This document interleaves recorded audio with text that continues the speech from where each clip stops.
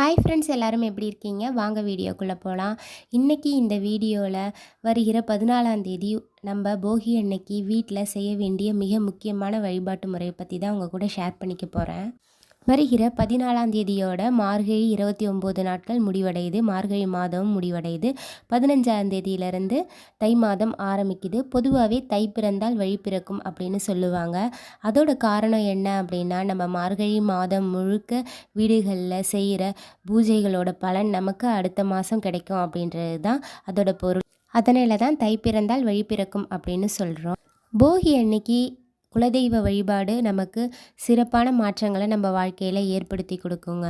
நான் இப்போது சொல்கிற இந்த வழிபாட்டு முறையை எந்த குலதெய்வத்தை பின்பற்றுறவங்களாக இருந்தாலும் செய்யலாம். இந்த பூஜையை செய்ய வேண்டிய நாள் 14/1/2024.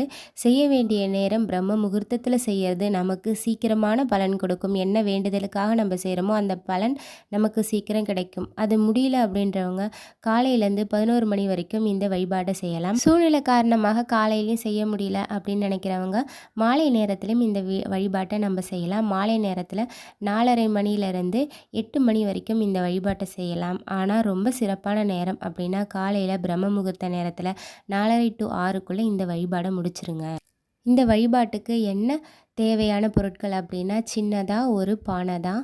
மண்ணால் இருக்கலாம், பித்தளையால் இருக்கலாம், செப்பால் இருக்கலாம். உங்கள்கிட்ட என்ன இருக்கோ அதுக்கேற்ற மாதிரி எடுத்துக்கோங்க. 11 1 ரூபாய் நாணயங்கள் எடுத்துக்கோங்க. பச்சரிசி எடுத்துக்கோங்க.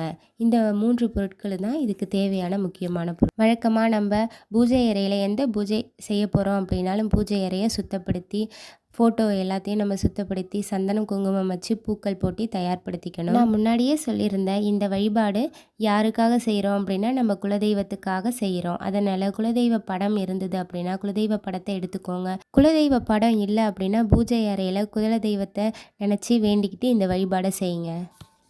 எப்போ நம்ம என்ன வழிபாடு செய்கிறோம் அப்படின்னாலும் பூஜை அறையில் மாக்கோலம் போட்டு அதில் சந்தனம் குங்குமம் வைக்கிறது ஒரு நேர்மறை ஆற்றலை நம்மளுக்கு ஏற்படுத்தி கொடுக்கும். கோலம் போட்டுக்கோங்க. கோலம் போட்டு சாமியோட படத்தை, குலதெய்வ சாமியோட படத்தை எடுத்து வச்சுக்கிட்டு அதுக்கு உங்கள்கிட்ட என்ன பூக்கள் இருக்கோ அந்த பூக்களை பயன்படுத்திக்கோங்க. வாசனை பூக்கள் இருந்தால் ரொம்ப நல்லது.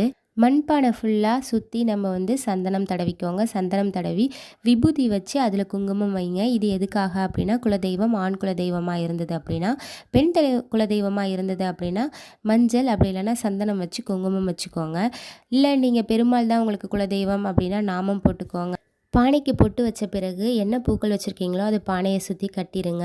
கட்டிட்டு பானைக்குள்ளே பச்சரிசி நிரப்பிக்கோங்க. ஃபுல்லாக நிரப்பணும் அப்படின்னு அவசியம் கிடையாது. முக்கால்வாசி நிரப்பிக்கிட்டு அதில் நம்ம வச்சுருந்த 11 1 ரூபாய் நாணயங்களை உங்களுக்கு என்ன வேண்டுதல் வேணுமோ, உங்களுக்கு என்ன பிரச்சனை இருக்கோ அதை மனதார உருகி சொல்லி ஒரு நாணயமாக அந்த பானைக்குள்ளே இருக்க அரிசி மேலே வச்சுருங்க. வச்சுட்டு ஒரு சின்ன பிளேட் வச்சு அந்த பிளேட்லேயும் மஞ்சள் குங்குமம் வச்சு மூடிடுங்க. அந்த பிளேட்டு மேலே ஒரு விளக்கு ஏற்றணும். விளக்கு அகல் விளக்காக இருக்கலாம், இல்லை பித்தளை விளக்காகவும் இருக்கலாம். ஆனால் அகல் தீபம் தான் ஏற்றணும். அந்த தட்டு, அகல் விளக்கு எல்லாத்துலேயும் மஞ்சள் குங்குமம் வச்சுக்கணும். அதே மாதிரி அகல் விளக்கு பக்கத்தில் பூக்கள் ஒன்று சின்னதாக ஒரு பூ வச்சுருங்க. பொதுவாக நம்ம வீடுகளில் என்ன பூஜை பண்ணாலும் வழிபாடு பண்ணாலும் முதல்ல ஒரு மஞ்சள் பிள்ளையார் பிடிச்சு வச்சுட்டு அவரை வழிபட்டு தான் நம்ம பூஜையை ஆரம்பிக்கணும். நீங்கள் விநாயகர் சிலை இருந்தது அப்படின்னா விநாயகர் சிலை வச்சுக்கலாம். விநாயகர் சிலை இல்லை அப்படின்னா மஞ்சள் பிள்ளையாரை பிடிச்சி வச்சுக்கோங்க. அவருக்கு மஞ்சள் குங்குமம் வச்சுருங்க. வச்சுட்டு தரையில் வைக்காமல் ஒரு வெற்றிலையில் வச்சு வைங்க. குத்து விளக்கு இருந்தது அப்படின்னா குத்து விளக்கு வச்சுக்கோங்க. இல்லைனா வைக்க வேண்டாம். அர்ச்சனைக்காக கொஞ்சம் உதிரி பூக்களை எடுத்துக்கோங்க. விநாயகருக்கும் கொஞ்சம் பூக்கள் வச்சுருங்க. குலதெய்வ சாமிக்கு நெய்வேத்தியமாக வெண்பொங்கல், சர்க்கரை பொங்கல், பால் பாயாசம் இது மாதிரி என்ன வேணாலும் வச்சுக்கலாம். பழங்களும் வைத்துக்கொள்ளலாம். குலதெய்வ சாமியை நினச்சி விளக்கெல்லாம் ஏற்றிருங்க. ஏற்றினோடனே முதல்ல விநாயகருக்கு அர்ச்சனை பண்ணணும். விநாயகரோட எளிமையான பாடல், 5 கரத்தனை யானை முகத்தினை இந்தின் இளம்பிறை போலும் எயின்றனை நந்தி மகன்றனை ஞான கொழுந்தினை புந்தியில் வைத்தடி போற்றுகின்றேனே அப்படின்னு பூக்களால் அர்ச்சனை பண்ணிடுங்க. அடுத்தது 108 முறை நம்ம குலதெய்வத்தோட பெயரை சொல்லி போற்றி சொல்லணும்.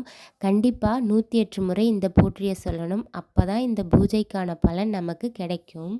ஒரு முறை போற்றி சொல்லும்போது முதிரி பூவால் குலதெய்வ சாமிக்கு அர்ச்சனை பண்ணுங்கள். தீபதூப ஆராதனை காட்டி உங்களுடைய வழிபாட்டை முடிச்சுக்கோங்க. கற்பூர ஆரத்தி எடுங்க. கண்டிப்பாக வீட்டில் சாம்பிராணியும் போட்டு விடுங்க. ரொம்ப நல்லது. நேர்மறை ஆற்றலை வரவழைச்சு கொடுக்கும்.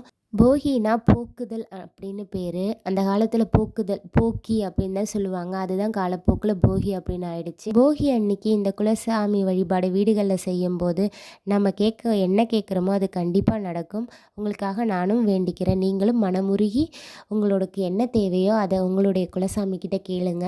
குலசாமி நம்மளை கைவிட மாட்டாங்க. யார் கைவிட்டாலும் குலசாமி நம்மளை கைவிட மாட்டாங்க. எந்த தெய்வத்துக்கிட்ட நம்ம என்ன கேட்டாலும் குலசாமியோட அனுகிரகம் இருந்தால் தான் அந்த வழிபாட்டுக்கான பலன் நமக்கு கிடைக்கும். இந்த வீடியோ பிடிச்சிருந்தது அப்படின்னா ப்ளீஸ் சேனலை சப்ஸ்கிரைப் பண்ணி சப்போர்ட்